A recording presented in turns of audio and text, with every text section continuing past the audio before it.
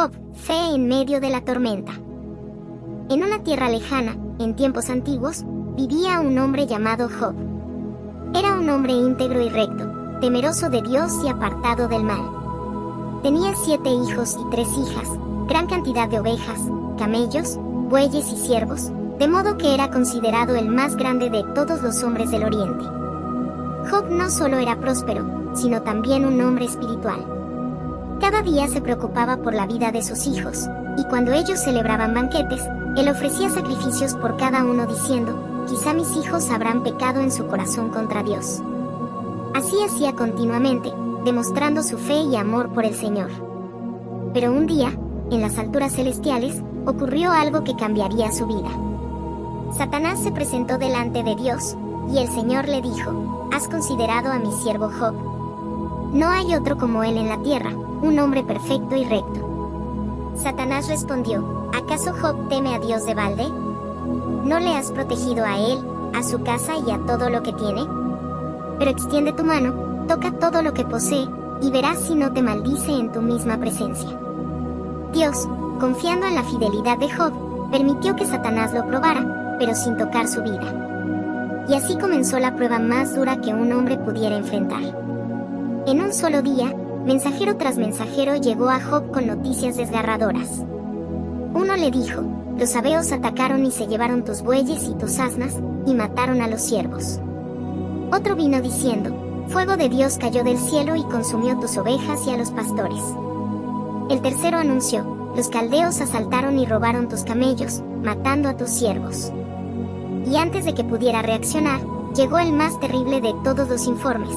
Tus hijos e hijas estaban comiendo y bebiendo vino en casa del mayor, cuando un gran viento vino del desierto, golpeó la casa y se derrumbó sobre ellos, y murieron todos. Job, al escuchar estas palabras, rasgó sus vestidos, se postró en tierra y dijo, desnudo salí del vientre de mi madre, y desnudo volveré allá. Jehová dio, Jehová quitó, sea el nombre de Jehová bendito. En todo esto, Job no pecó ni atribuyó a Dios despropósito alguno. El enemigo, sin embargo, no estaba satisfecho. Se presentó otra vez delante de Dios y dijo, piel por piel, todo lo que el hombre tiene dará por su vida. Pero extiende tu mano y toca su carne, y verás si no te maldice. Entonces Dios permitió que Satanás afligiera a Job con una llaga maligna desde la planta de sus pies hasta la coronilla de su cabeza. Job, sentado en ceniza, tomaba un tiesto para rascarse, en medio de un dolor insoportable. Fue entonces cuando incluso su esposa, quebrantada por el sufrimiento, le dijo, ¿aún retienes tu integridad? Maldice a Dios y muere. Pero Job respondió con calma y firmeza, como suele hablar cualquiera de las mujeres insensatas, has hablado. ¿Recibiremos de Dios el bien, y el mal no lo recibiremos? En todo esto, Job no pecó con sus labios. Los días se volvieron largos, oscuros y pesados. La noticia de su desgracia llegó a 3 de sus amigos, Elifaz, Bildad y Zofar. Ellos viajaron desde lejos para consolarlo. Al verlo a lo lejos, no lo reconocieron, y al acercarse, levantaron su voz, lloraron, rasgaron sus mantos y se sentaron con él en tierra durante 7 días y 7 noches, sin decir palabra, porque veían que su dolor era muy grande. Finalmente, Job rompió el silencio y maldijo el día de su nacimiento. No maldijo a Dios, pero sí expresó la amargura de su alma. Se preguntaba por qué había nacido, por qué debía soportar tanto sufrimiento. Sus amigos, en lugar de consolarlo, comenzaron a juzgarlo, insinuando que quizás había pecado y por eso recibía tales castigos. Elifaz decía que ningún inocente perece. Bildad sugería que sus hijos murieron por sus propios pecados. Zofar aseguraba que Job recibía menos de lo que merecía. Job, herido en cuerpo y alma, defendía su integridad. Clamaba que no había cometido maldad, pedía audiencia con Dios, pedía respuestas. Los diálogos se extendieron en ciclos de acusaciones y respuestas. Job expresaba su dolor, su deseo de morir, y su anhelo de un mediador entre él y Dios. A veces parecía desesperado, pero nunca maldijo a su Señor.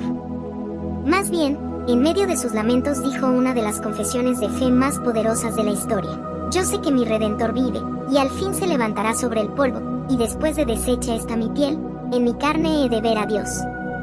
Estas palabras mostraban que, aunque no entendía lo que pasaba, mantenía la esperanza en la justicia y redención divina. Después de largos debates, un cuarto hombre, llamado Eliú, habló con sabiduría.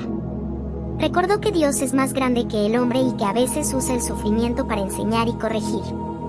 Dijo que Dios habla de muchas maneras, aunque el hombre no siempre lo perciba, y que el dolor puede ser un instrumento de gracia para acercarnos más a Él.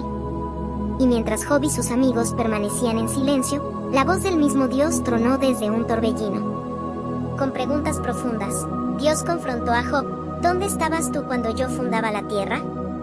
¿Quién encerró con puertas el mar? ¿Acaso has mandado tú a la mañana en tus días? Con estas palabras, Dios no le dio a Job las respuestas que esperaba, sino que le mostró su grandeza, su poder y su soberanía. Job entendió que, aunque no podía comprenderlo todo, podía confiar en aquel que lo sabe todo.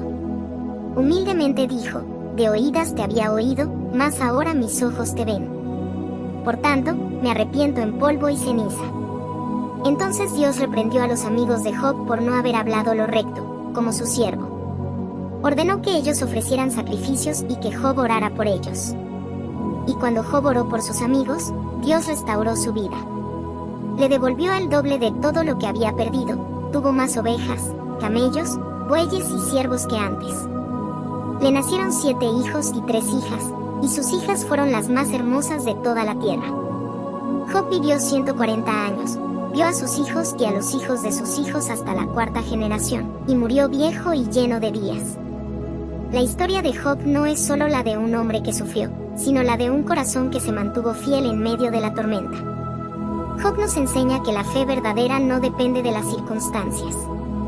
Nos recuerda que incluso en la pérdida, en el dolor y en la incomprensión, Dios sigue siendo digno de adoración. Y nos muestra que después de la prueba, viene la restauración, porque aquel que permite la tormenta también es quien trae la calma y la esperanza.